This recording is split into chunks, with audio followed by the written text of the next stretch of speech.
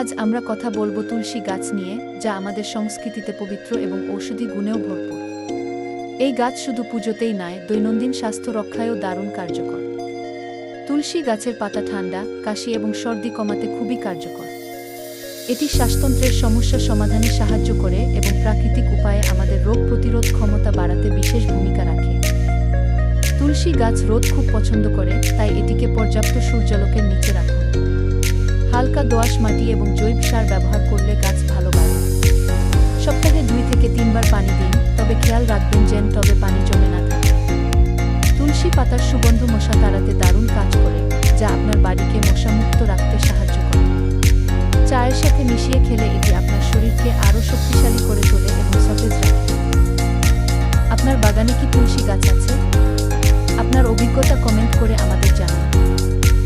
অবসর বাগানের সাথে থাকবেন।